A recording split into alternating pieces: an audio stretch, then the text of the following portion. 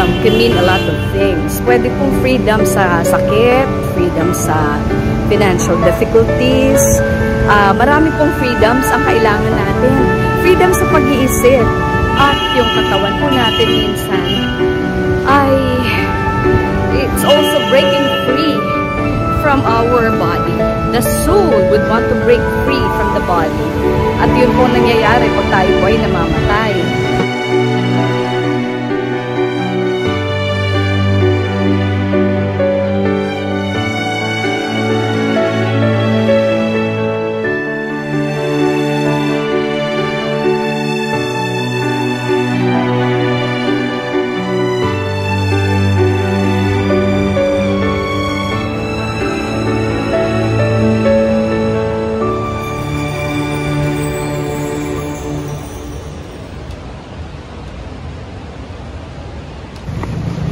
Punta po tayo sa Olivares General Hospital kasi minsan po sa buhay ng isang tao ay naabot po talaga ng sakit, di po ba?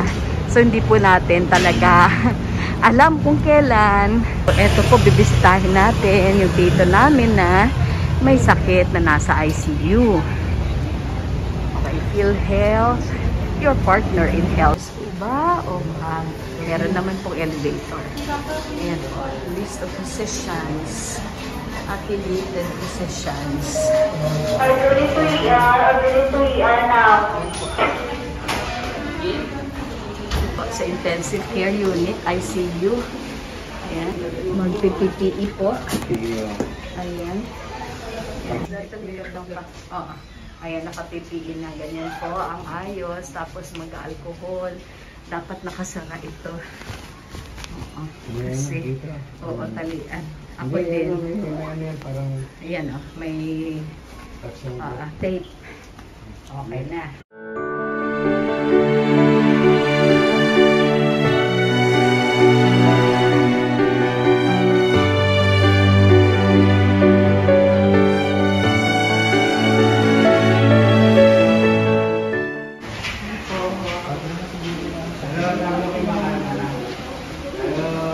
Pamilya nag-aantay na po dito sa labas. Ilang beses na kami pumasok at pinagdasal namin siya.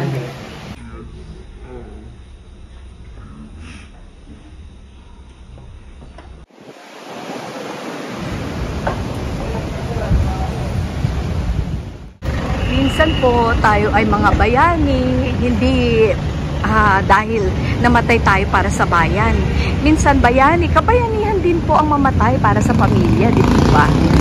Yung inalay mo ang buong buhay mo sa pagtatrabaho para sa kapakanan ng ating pamilya.